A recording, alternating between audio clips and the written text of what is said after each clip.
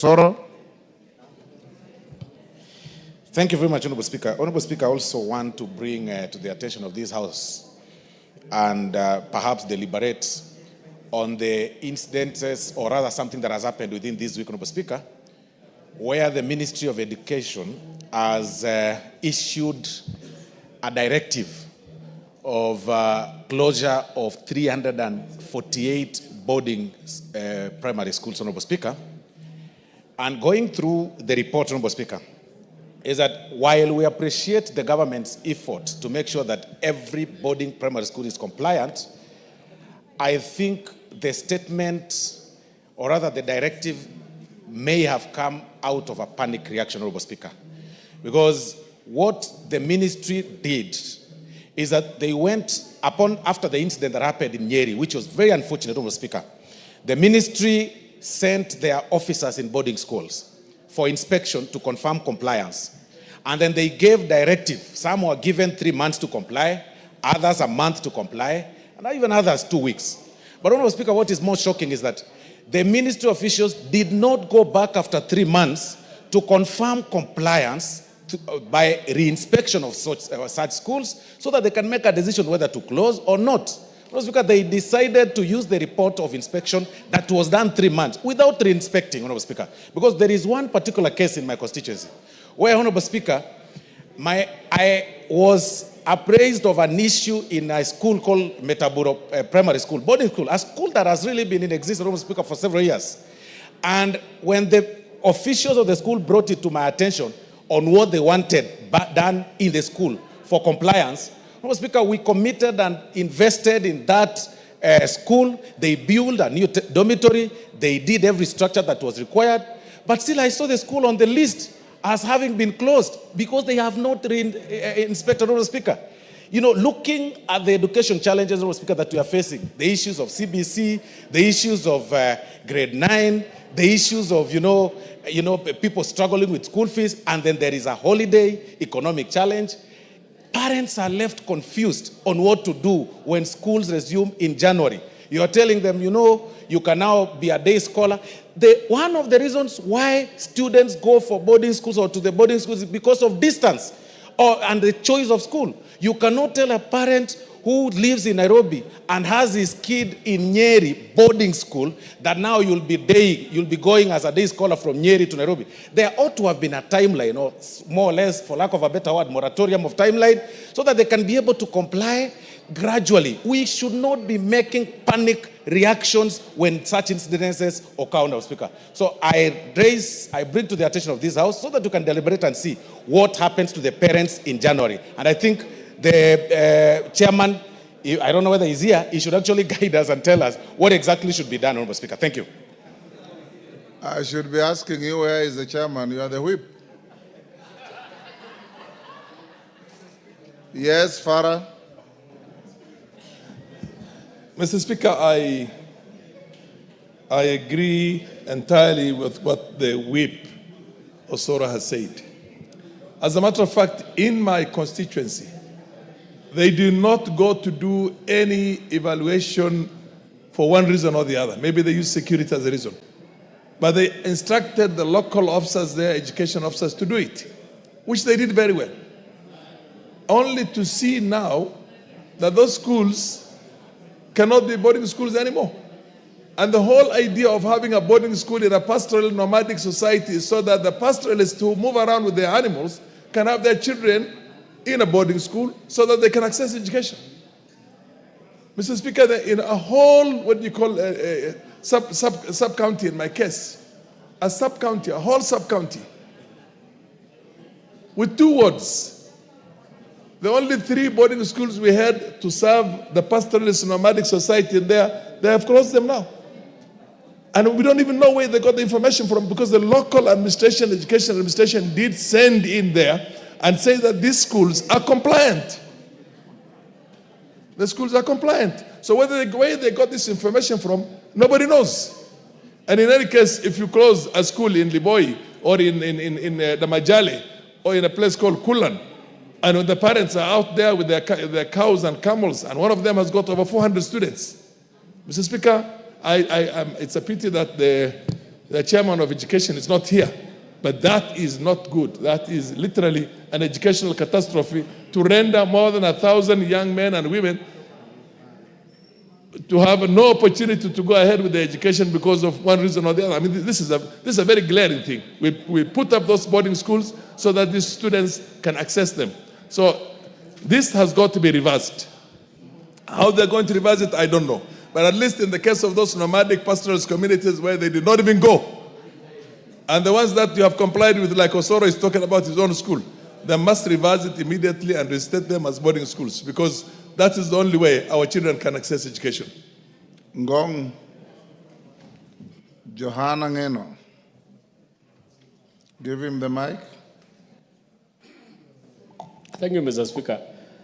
Much as we might have issues, Mr. Speaker, with most of the departments in the Ministry of Education who are doing these assessments, Mr. Speaker, I think also it is time they put serious attention to not only even the schools that have issues or boarding schools that may have some particular issues which can lead to problems to the students and the people who are studying there, but they must also consider seriously matters of schools.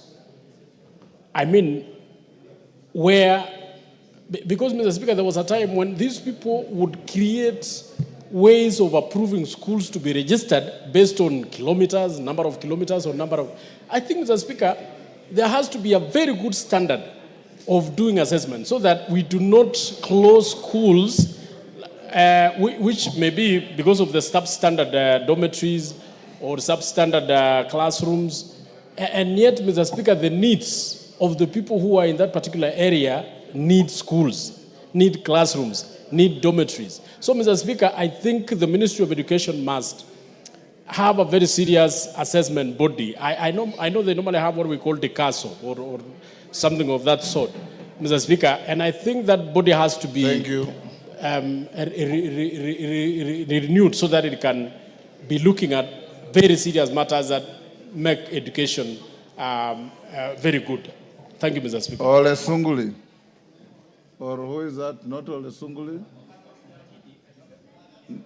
No, it's not you, Sunguli. It is Makali Mulu. Yeah, thank you, Honorable Speaker. Honorable Speaker, this outcry is real, and more so for public schools. And I think what is very critical was the timing. I think the timing was wrong, Honorable Speaker, because most of these public schools are being supported by NGCDF. And even when we look at the budgeting cycle, there is no way 3 months ago and today anybody would have factored that expenditure into the budget. So how I wish that this could be suspended up to the next budget cycle, Honorable Speaker, and most of public schools. Why am I saying this, Honorable Speaker? I have one school in my constituency which has been affected. And the challenge is the school has already pupils in class, and now they are being told that January they can't report. And I think it's Honorable Farah has said some of them have to travel a long distance to reach the schools. So I think it is really, we want to appeal to the ministry to suspend this decision for some time so that we can even factor the expenditure into the budgets so that we improve the situation. Thank you, Honorable Speaker. Yes, on the same issue, something else, then hold your horses. Rindikiri, on the same issue, go ahead. To thank you, Mr. Speaker. I think this issue of standards among our education institution more so on the boarding primary and secondary schools, Mr. Speaker. One of the problems that I have come across is lack of clear, uniform standard of qualifying on the basic or the minimum requirement that the ministry was looking for to allow operating a boarding school. Mr. Speaker, first, I have been waiting for the quality assurance officers to come and do evaluation on all boarding schools in my constituency body. Up to now, Mr. Speaker, they haven't come. One reason as to why these people haven't come, Mr. Speaker, is because they have not been facilitated by the ministry to do so. Meaning, therefore, Mr. Speaker, the directive that was given to evaluate all the schools is not going to be done. One, because there is no uniformity. Two, they lack mobility power. There is no transportation given for these officers. So, Mr. Speaker, in as much as we are saying we are giving directives, I don't see the implementation of the same because of those reasons. Number two, lack of proper qualified personnel, Mr. Speaker. In many constituencies, Thank you. we lack quality assurance officers, Mr. Speaker.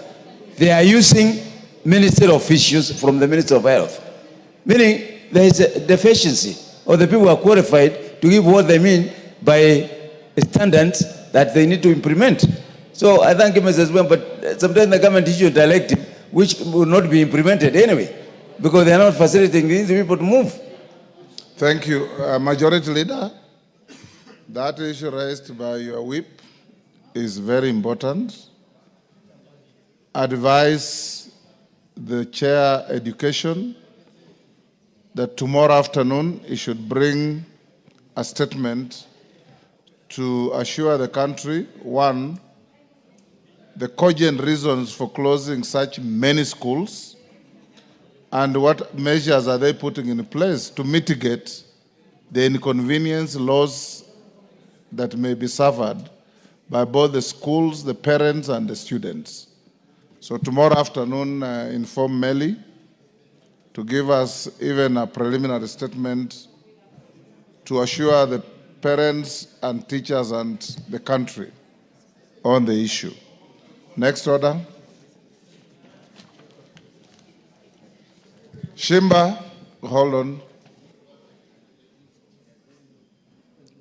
Changamwe, member. Thank you, Mr. Speaker. I rise to plead with this House, Mr. Speaker, especially the chairman of Labour who has just left, if perhaps you could be recalled, because sometimes in February, I raised the matter of the EPZ, that is Ashton and Mombasa Apparel. These two companies had actually changed names, Mr. Speaker, and they wanted to have the workers to remain in the company and, of course, to forgo all the years that they have actually worked. I thank God, through the intervention of this House, Mr. Speaker, we managed to have the employer pay them their dues. However, because this matter was actually made possible by the union, the employer started... Honorable Shimba. Yes, please. You requested for a statement. Yes, please. I did request for a statement. And it's supposed to be responded to be by the Labour chairman. So don't repeat what you asked in the statement. I'll direct that the Chair Labour gives you a response tomorrow morning. Mr. Chairman. Because what you are saying is what you already said. Exactly. Yes. Thank you. Thank you. Thank you. Honorable members, allow me to recognize staff from Parliament, Parliamentary Relations and Protocol Department of the Parliament of Ghana, which is in the Speaker's gallery. There are 6 members of staff from the Parliamentary Relations and Protocol Department of the Parliament of Ghana. I join the House in welcoming them to the Parliament of Kenya. The second is staff from the Parliament of Namibia. I wish to introduce to you 6 staff from the Parliament of Namibia seated in the Speaker's gallery. On my behalf and on your behalf, I welcome them to our distinguished Parliament. Next order. Order number 8, procedural motion. Exemption of business from the provisions of Standing Order 141-2. Majority Leader. Thank you, Honorable Speaker. I beg to move that, noting that this House will be Noting that this House will be proceeding for a long recess from Friday 6th December 2024 to Monday 10th of February 2025 in accordance with its calendar, and taking cognizance of the implications of the provisions of Standing Orders 141(2) on specified bills pending at the second reading stage of consideration in the House. Now, therefore, pursuant to the provision of Standing Order 256, exemption of business from the Standing Orders, this House resolves to exempt the following bills from the provisions of Standing Orders 141(2), lapse and introduction of bills during the period of the third and fourth sessions. 1, the Political Parties Amendment Bill, National Assembly Bill number 35 of 2022. 2, the Fisheries Management and Development Bill, National Assembly Bill number 29 of 2023. 3, the Meteorology Bill, National Assembly Bill number 37 of 2023. 4, the Universities Amendment Bill of 2023, National Assembly Bill number 38 of 2023. 5, the Preservation of Public Security Amendment Bill, National Assembly Bill number 48 of 2023. 6, the Appellate Jurisdiction Amendment Bill, National Assembly Bill number 49 of 2023. 7, the Penal Code Amendment Bill, National Assembly Bill number 55 of 2023. 8, the Legal Aid Amendment Bill, National Assembly Bill number 53 of 2023. 9, the Prisons Amendment, National Assembly Bill number 54 of 2023. 10, the Mining Amendment Bill, National Assembly Bill number 51 of 2023. 11, the Cancer Prevention and Control Amendment Bill, National Assembly Bill number 19 of 2023. 12, the Kenya Roads Amendment Bill, National Assembly Bill number 34 of 2023. 13, the National Transport and Safety Authority Amendment Bill, National Assembly Bill number 36 of 2023. 14, the Anti-Corruption and Economic Crimes Amendment number 2 Bill, National Assembly Bill number 40 of 2023. 15, the Gold Processing Bill, National Assembly Bill number 46 of 2023. 16, the Basic Education Amendment Bill, National Assembly Bill number 59 of 2023. 17, the Employment Amendment Bill, National Assembly Bill number 62 of 2023.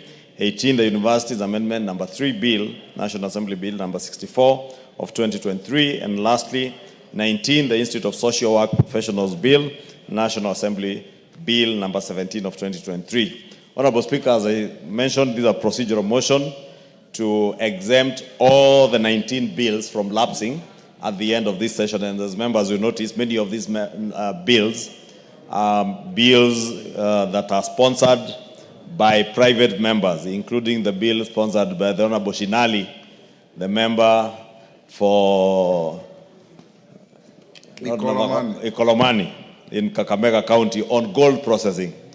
And therefore, Honorable Speaker, I beg to move and request the sponsor of that gold processing bill, which is among the bills being saved from lapsing, to second the motion in agreement. I beg to move and request Honorable Shinali to second. Honorable Shinali.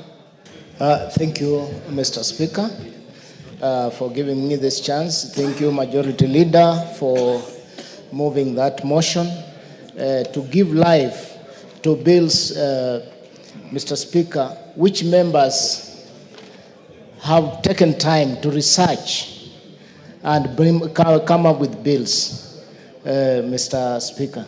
Mr. Speaker, if I particularly talk about gold processing bill, Mr. Speaker, this is it is not time to debate your bill. Just second the motion. Okay, Mr. Speaker. Save the bill from lapsing. Thank you, Mr. Speaker. I stand here to second the Majority Leader for moving the motion. Thank you. The Honourable Member for Naivasha, take the nearest seat. Thank you. Honourable Members, order. Order. Honourable Members, I now propose the question on the exemption of business from the provisions of Standing Order 141 to at order number 8, which is that noting that this House will be proceeding for a long recess from Friday 6th December 2024 to Monday 10th February 2025 in accordance with its calendar, taking cognizance of the implications of the provision of Standing Order 141-2 on specified bills pending at the second reading stage of consideration in the House. Now, therefore, pursuant to the provision of Standing Order 256, exemption of business from the standing orders, this House resolves to exempt the following bills from the provisions of Standing Order 141-2, lapse and reintroduction of bills, during the period of the third and the fourth sessions. 1. The Political Parties Amendment Bill, National Assembly Bill number 35 of 2022. 2. The Fisheries Management and Development Bill, National Assembly Bill number 29 of 2023. 3. The Meteorology Bill, National Assembly Bill number 37 of 2023. 4. The Universities Amendment Bill, 2023, National Assembly Bill number 38 of 2023. 5. The Preservation of Public Security Amendment Bill, National Assembly Bill number 48 of 2023. 6. The Appellate Jurisdiction Amendment Bill, National Assembly Bill number 49 of 2023. 7. The Penal Code Amendment Bill, National Assembly Bill number 55 of 2023. 8. The Legal Aid Amendment Bill, National Assembly Bill number 53 of 2023. 9. The Prisons Amendment Bill, National Assembly Bill number 54 of 2023. 10. The Mining Amendment Bill, National Assembly Bill number 51 of 2023. 11. The Cancer Prevention and Control Amendment Bill, National Assembly Bill number 19 of 2023. 12. The Kenya Roads Amendment Bill, National Assembly Bill number 34 of 2023. 13. The National Transport and Safety Authority Amendment Bill, National Assembly Bill number 36 of 2023. 14. The Anti-Corruption and Economic Crimes Amendment number 2 Bill, National Assembly Bill number 40 of 2023. 15. The Gold Processing Bill, National Assembly Bill number 46 of 2023. 16. The Basic Education Amendment Bill, National Assembly Bill number 59 of 2023. 17. The Employment Amendment Bill, National Assembly Bill number 62 of 2023. 18. The Universities Amendment number 3 Bill, National Assembly Bill number 64 of 2023. And 19. The Institute of Social Work Professionals Bill, National Assembly Bill number 17 of 2023. We put the question. Honorable members, I now put the question. Order, Honorable Kajwang. At order number 8. That noting that this House will be proceeding for a long recess from Friday, 6th December 2024 to Monday, 10th February 2025, in accordance with its calendar, taking cognizance of the implications of the provision of Standing Order 141-2 on specified bills pending at the second reading stage of consideration in the House. Now, therefore, pursuant to the provision of Standing Order 256, exemption of business from the standing orders, this House resolves to exempt the following bills from the provision of Standing Order 141-2, lapse and reintroduction of bills during the period of the third and the fourth sessions. 1. Political Parties Amendment Bill, National Assembly Bill number 35 of 2022. 2. The Fisheries Amendment Management and Development Bill, National Assembly Bill number 29 of 2023. 3. The Meteorology Bill, National Assembly Bill number 37 of 2023. 4. The Universities Amendment Bill, 2023, National Assembly Bill number 38 of 2023.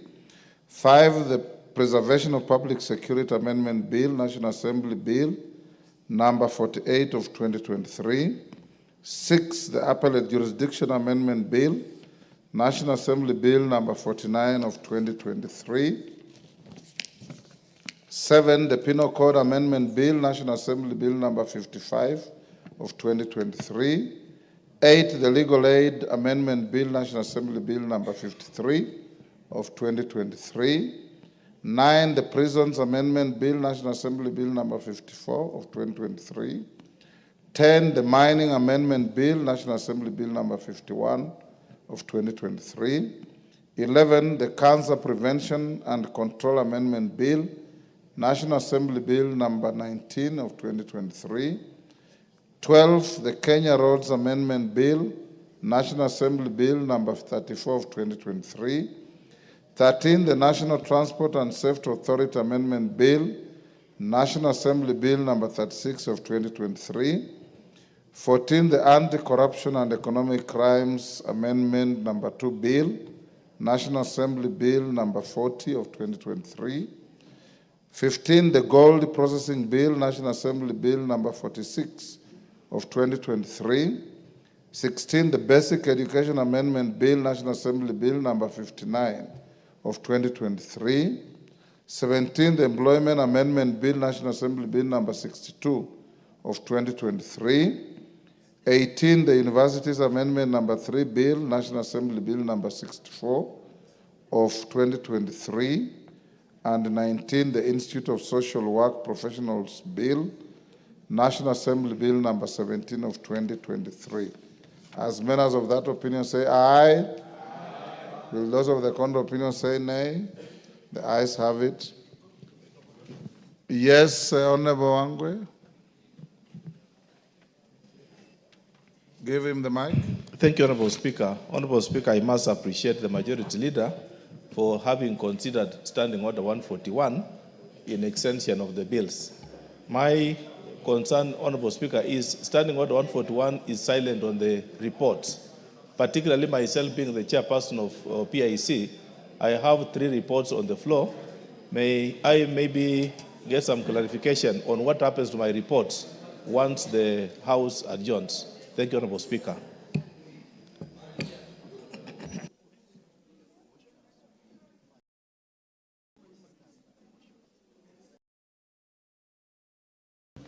Honorable Wangwe, that's a legitimate concern. The motions that you gave notice to on the floor of the House will lapse.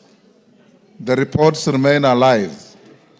So what you will do in the next session is you'll be given an opportunity to give notice of fresh motions on the same reports, which will then be considered. And honorable members, on that note, order,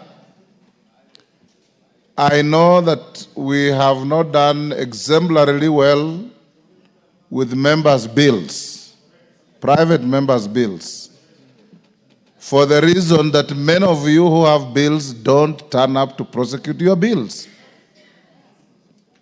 So the fault lies squarely with us members. If you have a bill that has not been prosecuted, and we are ending the session tomorrow, and it's not among the 19, Otajeho, order.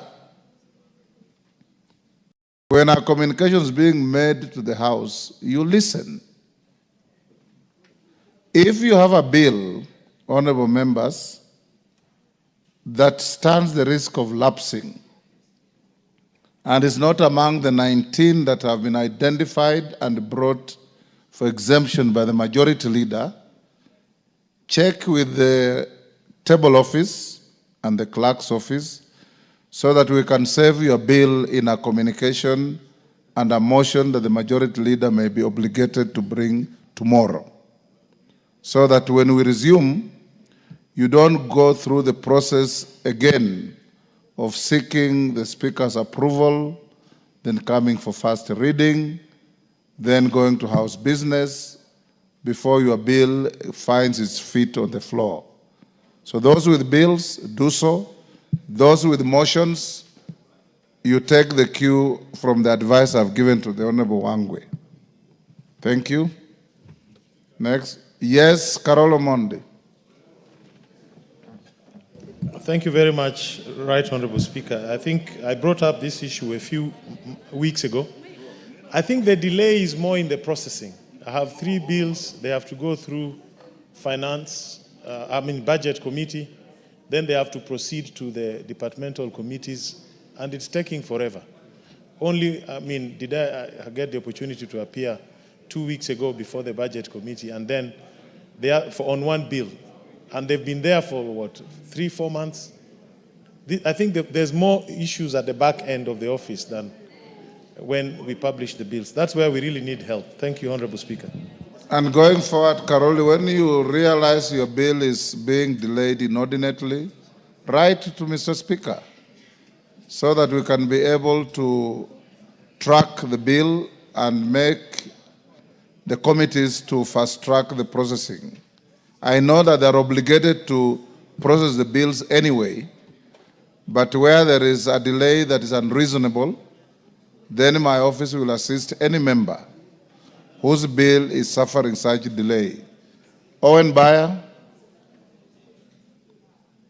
Give Owen Bayer the mic.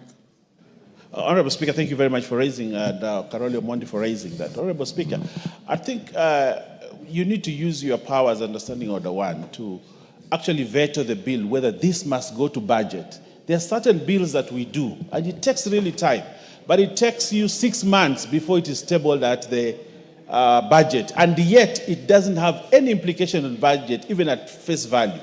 And I think we need to change that, because budget actually delays. I've had 3 of my bills lapse because I have to queue at budget, and budget are busy because during the budgeting period, they're very busy. They will not be able to process bills. But I think you need to look at your office and the officers we have to determine at that level whether this bill must go to budget or it doesn't have any budgetary implications until otherwise discovered probably in the process, so that we can fast-track bills. I have suffered, Honorable Speaker. I take time. You've seen very many of my communication on bills, but none of them makes it to the floor of the House just because the budget has not sat. They are too busy. And if you look at the queue, Honorable Speaker, they take 3 months to give you a report.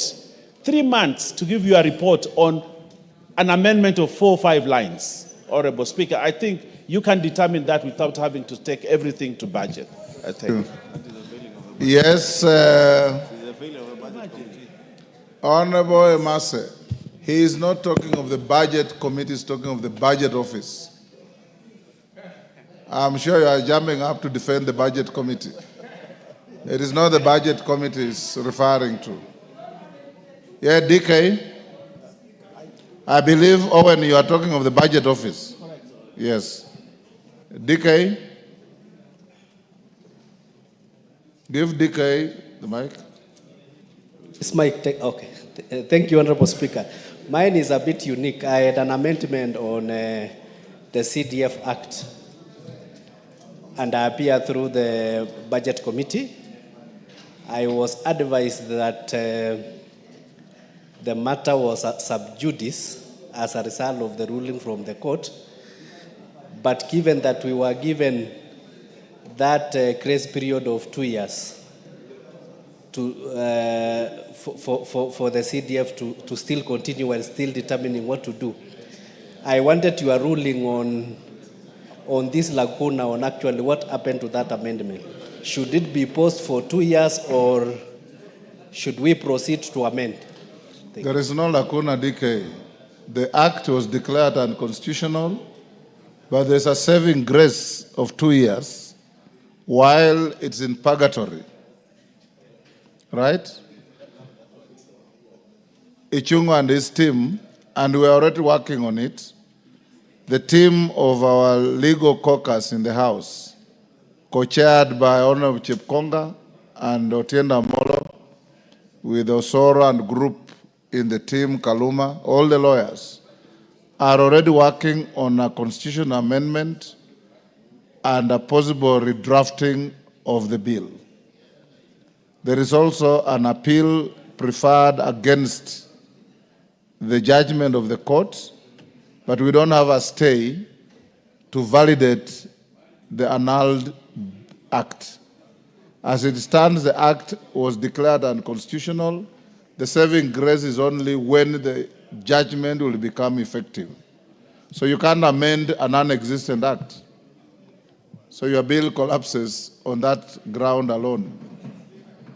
Yes, Oundo.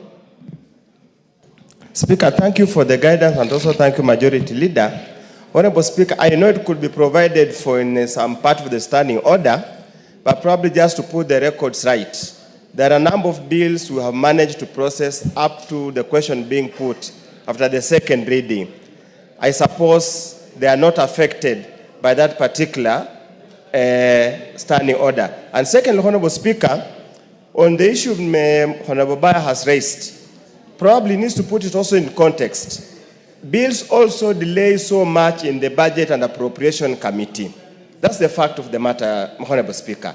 As I stand here, I have a bill that was referred to the committee probably around May, and up to now, I've never been invited to be listened to so that I can prosecute my bill so that I can move to the next stage. So those are now challenges the House must address when we return in February to become more effective and efficient so that we don't demoralize members in undertaking research and submitting bills. Thank you, Honorable Speaker.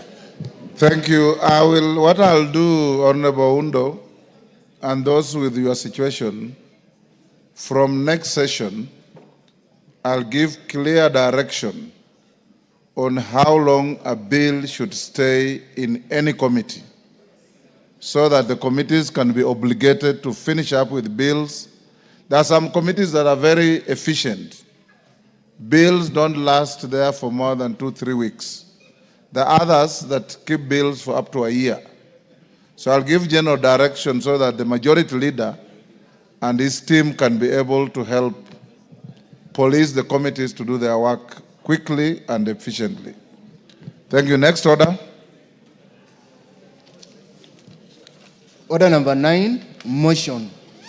Report of the Committee of the Whole House on its consideration of Senate amendments to the Statutory Instrument Amendment Bill, National Assembly Bill number 2 of 2023. Question to be put.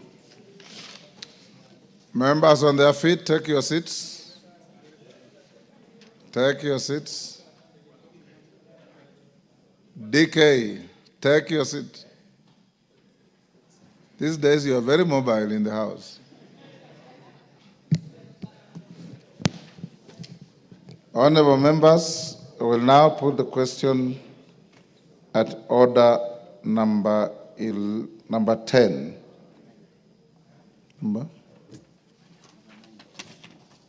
At order number 9, sorry.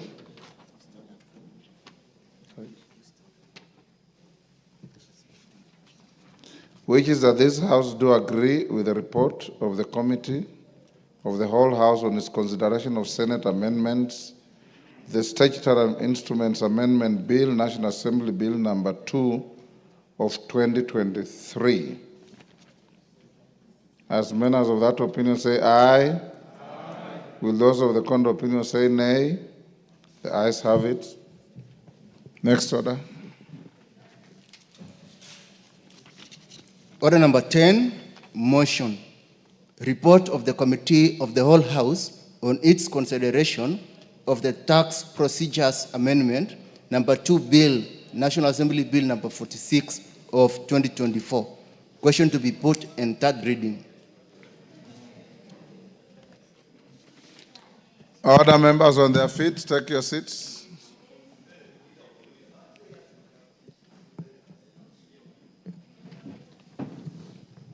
Honorable members, I now put the question at order number 10, which that this House do agree with the report of the Committee of the Whole House on its consideration of the Tax Procedures Amendment, number 2 Bill, National Assembly Bill number 46 of 2024. As members of that opinion say aye. Aye. Will those of the contrary opinion say nay? The ayes have it. Mover. Honorable Speaker, I beg to move that the Tax Procedures Amendment number 2 Bill, National Assembly Bill number 46 of 2024, be now read a third time, and I request the Honorable Ngelechei to second. Ngelechei, give her the mic. There you are. Is a mic on your right? Thank you, Honorable Speaker. I second. Thank you. Take your seat, Honorable Member.